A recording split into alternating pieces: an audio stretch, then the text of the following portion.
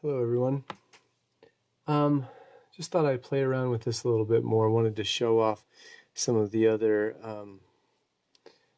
stuff I was playing with today. I actually posted a picture over to Instagram. I wanted to explain this process a little bit. So I have this layer here that is the line layer, and you can see it on the right hand side of the screen, very small there. And that line, I actually start drawing all in red, and then I added an effect on it to make it black. So that's just, a color overlay. What I'm going to do next is I'm going to come in and start coloring the characters. And to do that, I bring in, a reference image like this. I'll zoom in here on Mall. I'll grab this color right here and then use the brush. Maybe I'll grab this color right there. I'll use the brush there on this layer at the bottom, and I'll just put a little swash of color there. So I'll be able to use that for my reference. And then instead of going full black, I'll try maybe somewhere in here, maybe that. And then I'll color that a little reference there as well. So I'm on this layer here that is underneath the original layer, and with that what'll happen is as I color underneath this line layer, it's not going to affect anything on my top layer.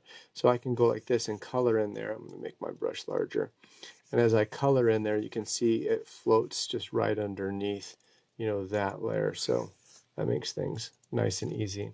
So I'll go in and lay down the majority of the colors there, put a nice block of colors down, and just giving a quick overview, and then I'm going to show off what I actually did color, and then show you the process and continue on. So that's how that works. This is what I ended up with as I was coloring today. So I colored in these characters, and if I turn off the line layer, you can see the underside of it. It just looks like a mush of colors, but the lines help to outline it. Now normally what I would do is I'll take this character of Obi-Wan over here, and I will draw around the character like this, so I can grab all of my colors, and then I will duplicate that layer so that now I have just this color layer like that. And by selecting that whole layer, I'm going to take and make this black, and I will fill that in with, oh, that's white. I fill it in all black, and this will be the way that I start making my shadows. So now that that's all black, I will take the layer's opacity, and I'll drop that down 50, maybe 30%. And then what I used to do is I just take and come in here and draw a little bit of an outline like this, and then I'd cut that out, and that's the way that I could very quickly provide some shadows on the character, and that works fairly well. But because what I'm doing with this one, experimenting with a new style, what I decided to do this time around is use the eraser tool, and you can see here, I'll make it a little bit bigger. See, I've got this funky like spatter brush. Well, with the spatter brush, when I come in here and I start to erase this, what it does is it takes out chunks of it at a time, and it leaves this little bit of a pattern to it as well. And then I can increase that and take out some more. So I actually am coloring in it the whole time, and it's ending up giving me a pattern. And my goal, let me grab a book really quick. One of my goals with experimenting with this style is to do something akin to the little golden books. And you can see here it has a really, hand-painted look to it, but I have so much more control by doing it digitally that I'm going to go in here and do it this way. So that's what I did, is I was coloring the character in, and then, you know, I change my brush size and make it really smaller, and then come back in here, and it gives a nice texture to it, but it's something that I can still control and have lots of fun with it too. So what I ended up with after doing all of this, let me see if I can expand this really quick, is here are my shadow layers. And let me get rid of that other one. This shadow layer is set at 60%, and this is kind of fun here. If I take the colors and turn them off, you can see how the shading end up looking with that. And then where my colors, fill that back in. Now, I'm seeing some people are watching. Lynn, I think that you've got a little camera next to your icon. Are you asking to join the video? I don't know what that means. Hi, Brian. So with this, I was looking at it and it looked a little bit dark to me. Now, I'm experimenting with this style, but I wanted to show you also some of the ways that I had done the previous work. So I have my character here of this little Kylo Ren character, and this is done in Flash. It's all, you know, vector based. I would end up copying this whole character and putting it into a new layer. So there's the character, pasting it, and break it all down to nothing, and then filling it all in with black, right? So by doing this, I end up with that same sort of black outline, and then I'd cut away at it and make it a shadow and stuff. And in that way, oh goodness, I end up with this harsh line here, very solid, very illustrated look. I wanted to do something softer. And as I was playing with this in Photoshop, and it's really black inside of here, I started to think about it. One of the things I showed off yesterday with the line work is that I draw all in, you know, this red pencil, and then I use this, the color overlay effect to actually come in here and make that color of the line a different color. And so by doing this, I can go any color that I want to because it's just overlaying on that layer. So I was looking at those shadows that I laid down, and I've got my shadows there, and there's my solids. And I was thinking that those shadows looked pretty harsh. And so I thought maybe, well, I gave away the surprise. Look, it's purple. I did an experiment by making the shadows purple instead of blue. Actually, let me try and get the characters over here so I can show them off, and then play around with the colors. So the way that it normally looks, you know, in this setup, the way that I had initially colored it, it was solid black. And I thought that's the way that the other ones looked. Maybe I'll keep on doing it that way. But then I thought, what could it look if I roamed around into some other colors? And I can see this on Obi-Wan over here. It's just this nice soft blue in there. And like, look at this. We could even go with something green, you know, and it makes this fabulous glow. I could probably duplicate this and have a highlight and a low light so that I could get two different colors going at the same time. But it softened it up so much. I just loved having that purple color in there. In fact, one of the other things that has been really fun is to turn off the colors completely, and you can just see how the shading works with that in there. So now that I've given a brief overview of that, I'm going to go ahead and color Padme, and we'll see how well we do. There's these little color swatches that are around here. These are my colors that I've picked and decided on using inside of the characters.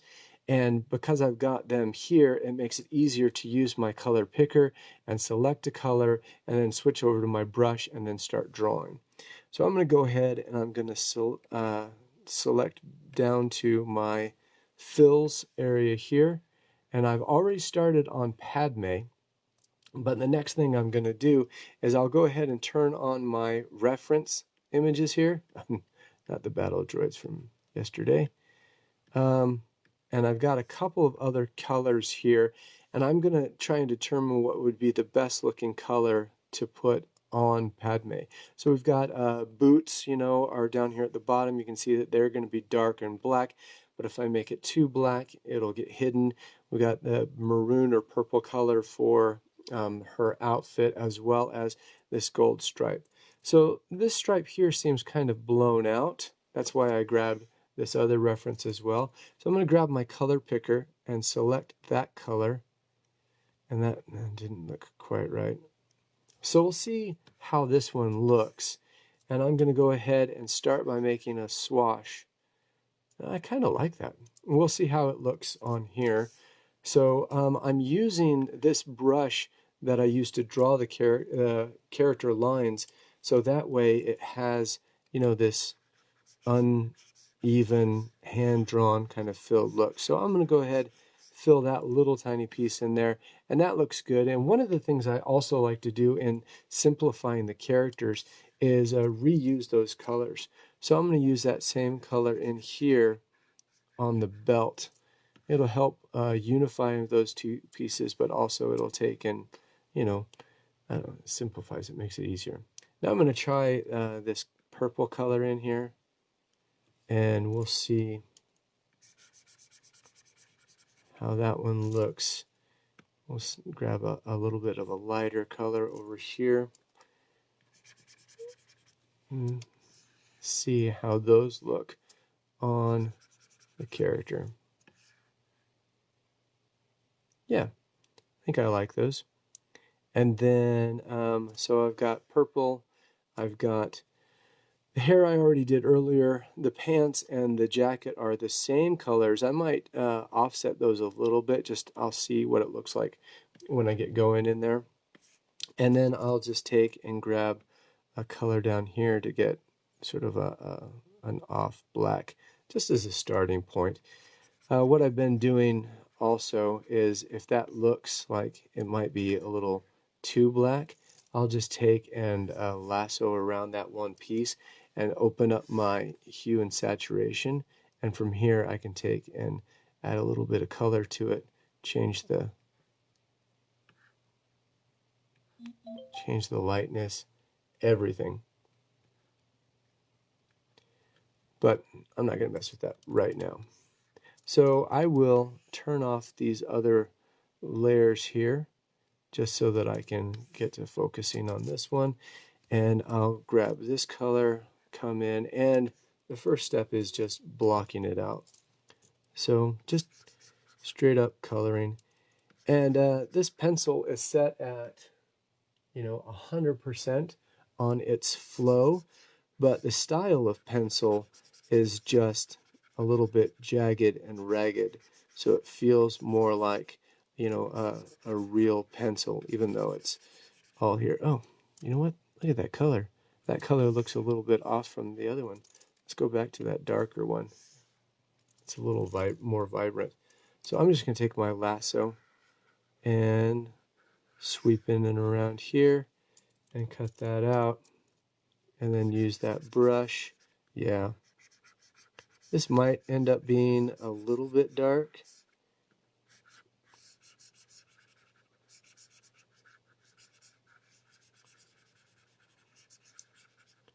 We'll zoom out a little bit.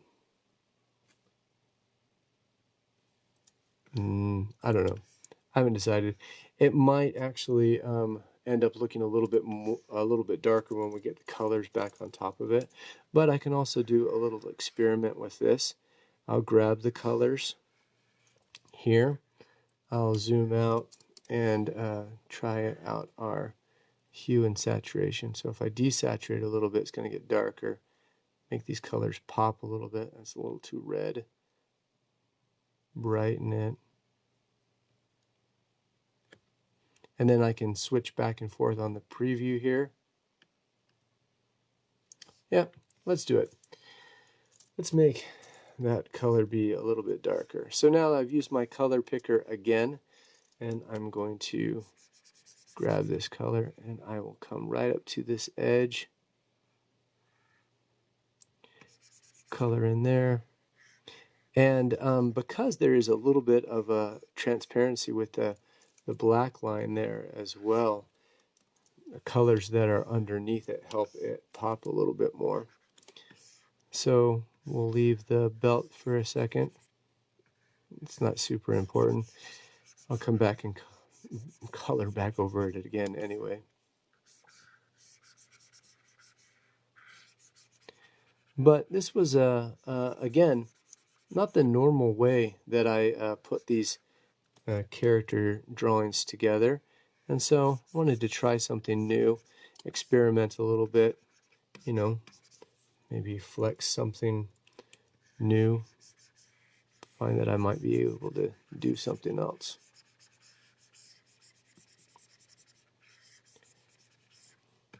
So I was thinking about this a little bit earlier as well.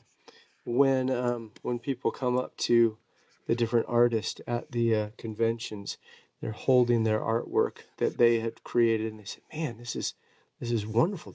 You made this?" And you say, "Yeah, I made this." "Well, you know, did you do it by hand?" And you say, "Yeah, I did this all by hand." "Well, did you use a computer?" And you kind of go, "Well, yeah, I used a computer and my hands, my hands controlled the computer." So, yeah, that's always kind of fun. I'm gonna come in here. We'll see how this black color looks on the boots. Oh, nice. It's got a little bit of a, I guess Bob Ross taught me the word raw umber or burnt umber, like that it's not quite black. Went a little outside the lines there. I think that'll work. We'll come over here.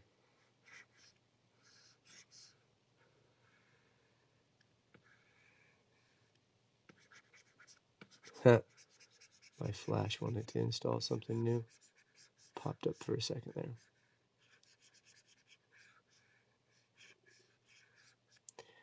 So that's the basics of that character.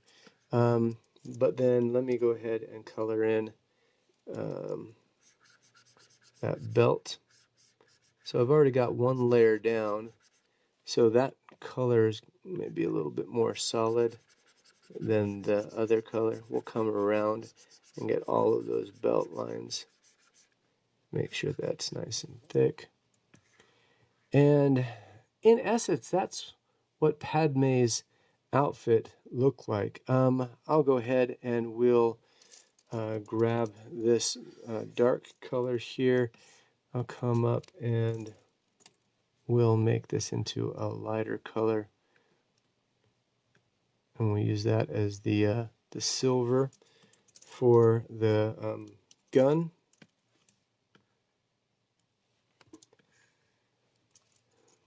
We'll come in here, and you know, Corey, one of the things that's fun about painting or drawing on the computer like this is there's bound to be lots of happy little accidents. We'll make those happy little trees.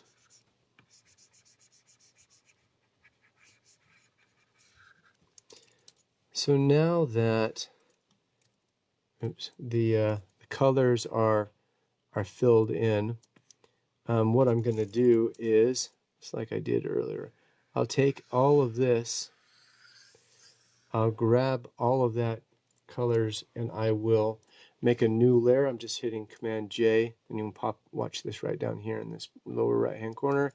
New layer appears, and we can see that that new layer is just the colors, and I can select that whole new layer,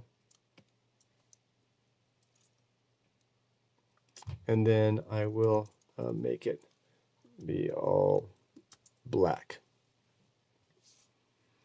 So now what I'm going to do is I'm going to move this black layer and bring it right up to the top of, is this my shadow layer here? No, that's my line layer. And here is my shadow layer right here. So as I merge these layers together, thanks, Sean. As I merge these layers together, it will assume the same properties, but it doesn't assume the same opacity.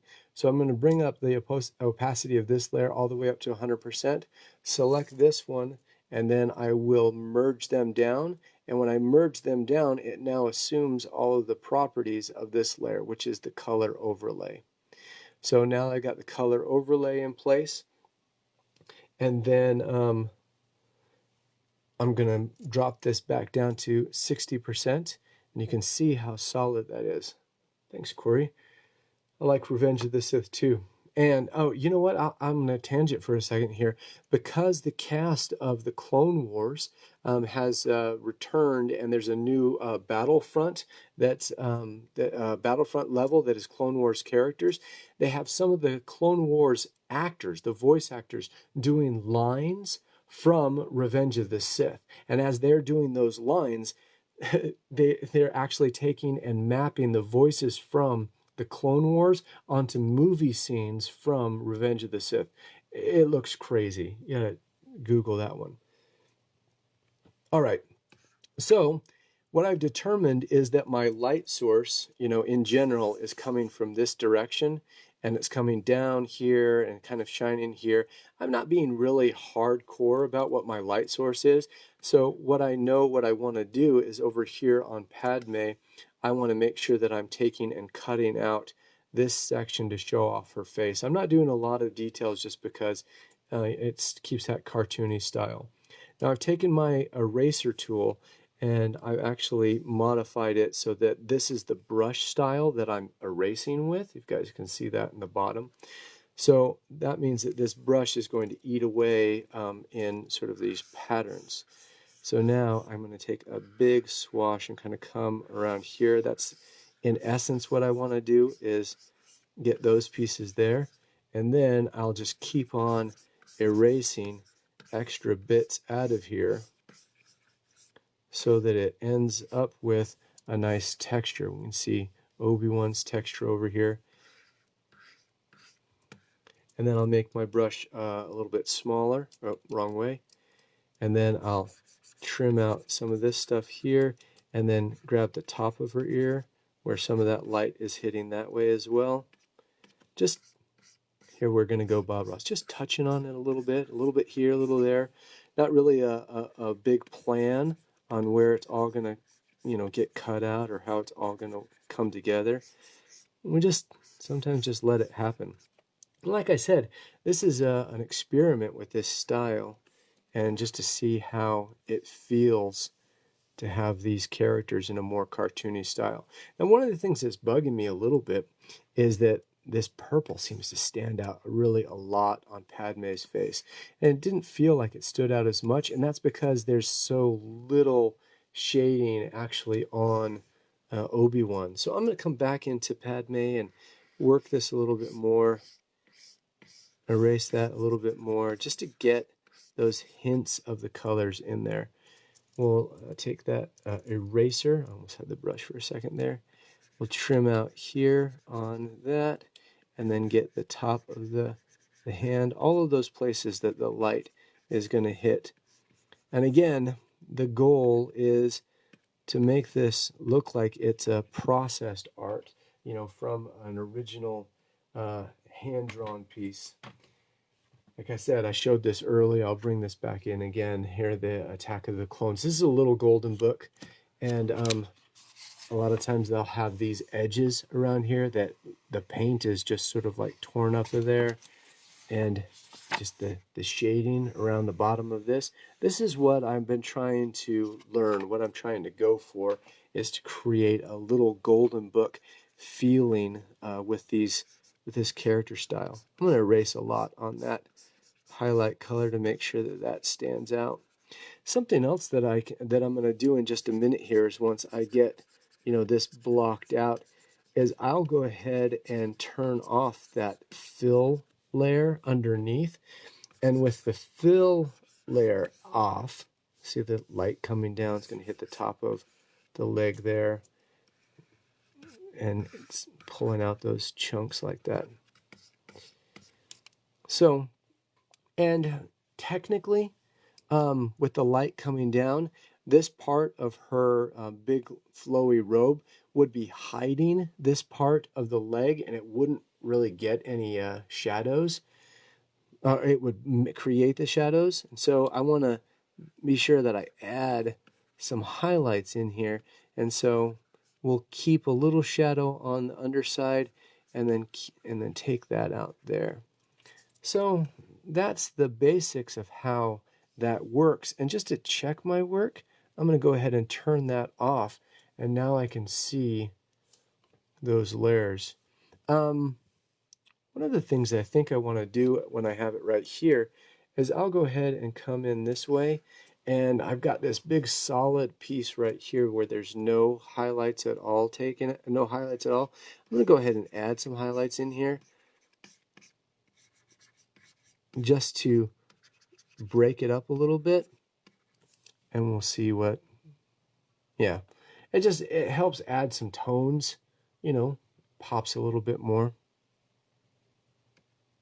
Now if I wanted to, I could hit with the brush, and now remember this layer right here is a color opacity, so even if I select this color right here and I know that I'm painting with that golden color, because the opacity is on, it's going to change whatever I do to that purple layer. So I can come in here and add some major eyeshadow and then knock that down a little bit. I'm not going to keep that. Actually, I don't know. I might keep that. Again, that's what we call those happy little accidents. I was just playing around, but it might work. I'll trim this up there a little bit with the lasso tool. That was a weird lasso. I got a weird loop going on there. Take the eraser again, knock that out a little bit. Huh.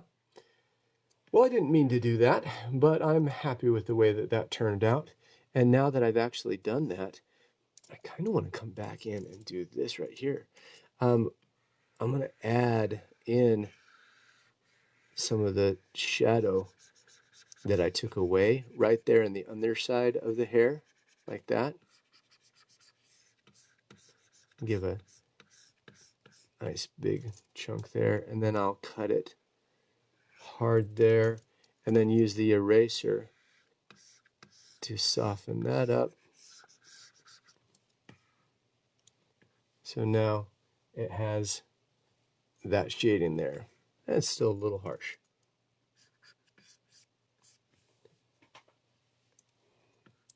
And then I can see that there's some of the white from this under layer. Turn off the lines, is coming through. So I'm going to go back to my line layer, and you can see that the line is actually, you know, that red color. I'm going to go ahead and I'm going to brush in right here and fill in that line a little bit more so that that's more solid as well. There it is. I'm going to continue on with this piece. We've got little Annie over there to color. We'll get our grid set up there so that we can take and add the rest of the Nabu scene. And then each one of these will be cut out, and they'll each be on their own card. And then each one of those cards will end up being a how to draw card, or drawing is simple.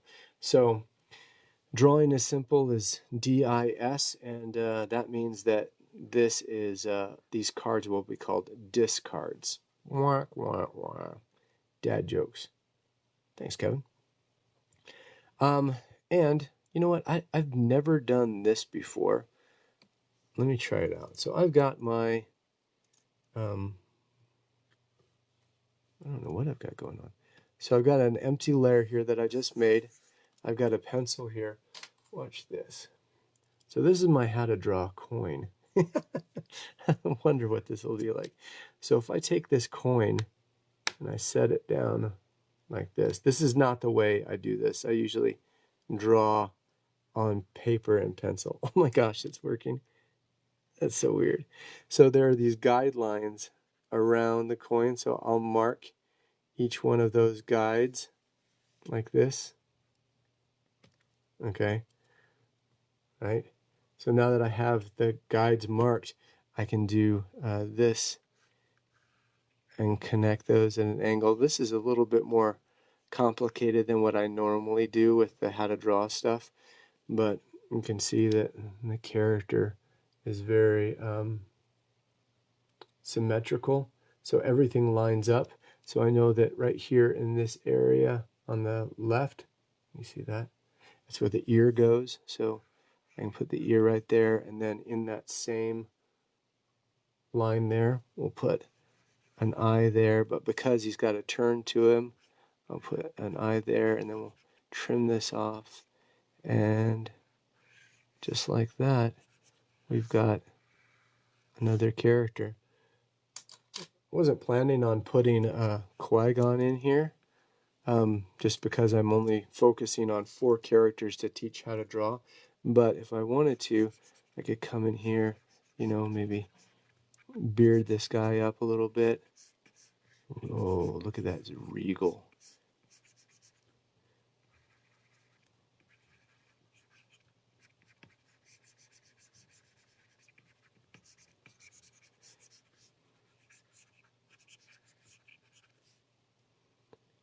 Let's see, his hair was like what? Like this action, this here, and then his jaunty little ponytail. No reference, no forethought. Oh, and he's got his massive eyebrows. So that would be the way to draw the characters. And then just for further reference, you can see that the coin is the characters at one head, one circle for the head, and one circle for the body. So if I came back in here and lined up this, I would say this is, oh, wait, I got to get the brush. I would say this is, you know, the halfway mark there, and then this is the body like that. And then in essence, these kind of connect down like this, and this comes across right here. And now we've got Qui-Gon observing the battle. You know what? Watch this. Okay, so I'm going to go ahead and turn this to a new color overlay. Ready? And then I'm going to change the color of the overlay to blue. You guys know what I'm going to do with this? I'm going to turn him into Force Ghost. There he is, Force Ghost Qui-Gon. Oh, that's hilarious. I'm actually drawing right now on my Wacom or Wacom tablet. Watch this. I'll lift this up really quick, and you can see there's the tablet, and the tablet is actually connected.